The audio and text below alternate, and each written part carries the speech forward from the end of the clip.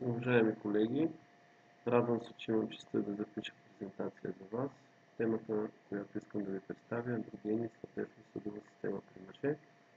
Казвам се доктор Сава Петров и съм главен асистент към катедра по ендокринология на Медицинския университет Пловдив. Андрогените са производни на тестостерона, който представлява молекула с 19 въглеродни атома. Основното ядро, което съществува, е така нареченото циклопентан перхидрохенантреново ядро, което може да видите на този слайд. Има 19 въглеродни атома. Тестостеронът има значение за поддържане на нормалната функция на всички системи в организма.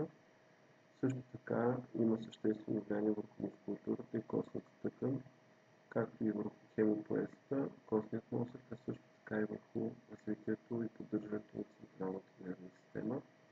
Ефектите могат да бъдат директни върху тарихните тъкани, но също така и с посредници от метаболити на тестостерона, като например естрадиол и дихидротестостерон. Тестостеронът се синтезира главно в лайденовите клетки в тестисите, вследствие на стимул от ионизиращият хормон. Това е синтезът на тестостерон в средна дневна база. Виждате, че е средно около 5 до 7 мг на ден. Има няколко фракции на тестостерона. Това е общия тестостерон. Той може да бъде свързан с секс хормон свързващия глобулин, като тази част, която оформя е около 60%. Останалите 40% се наричат пилоналичен тестостерон, който е свързан с албумина. В 38% и само малка част, 2% е така наречения свободен тестостерон. Този, който е свързан с албумина, на голяма степен е по-достъпен за организма, поради по-обилното свързване на тестостерон с албумина. Тук съм представил на този слайд структурата на веригата на синтез на тестостерон по неговият метаболизъм, като след синтеза на тестостерон под въздействието на ионизиращия хормон в лайденовите клетки на тестисите има два пътя.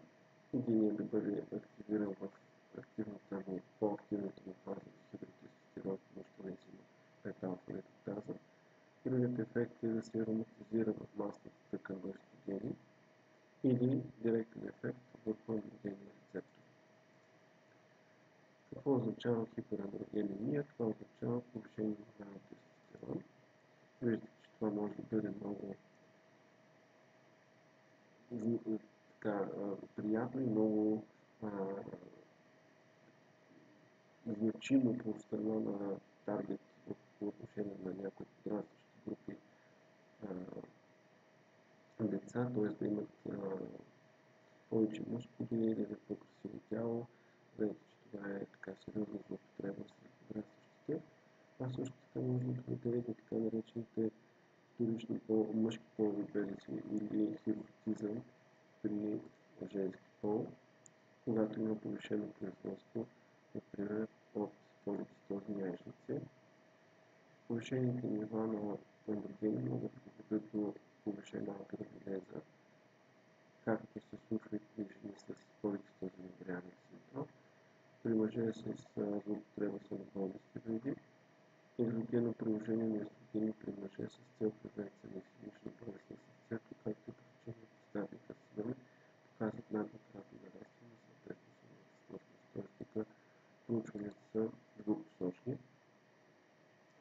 Тежестта на ишемичната болест на сърцето при мъже е 3 пъти по-изразена, тъй като при мъжки пол има по-голяма концентрация на андрогените. Развитието на коронарна болест е около 10 години по-рано спрямо женския пол.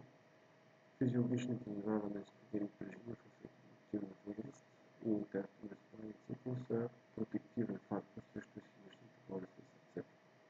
Жени с естрогенен дефицит от своя страна, като например при менопауза или оперативно премахване на яйчниците, с по-висок риск от развитие на ишемична болест на сърцето и атерогенеза.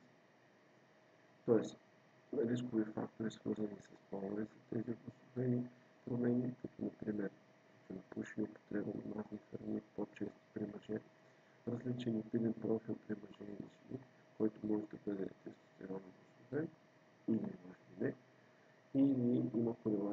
с нивата на тестостерона и нивата на добър ниво на холестерол.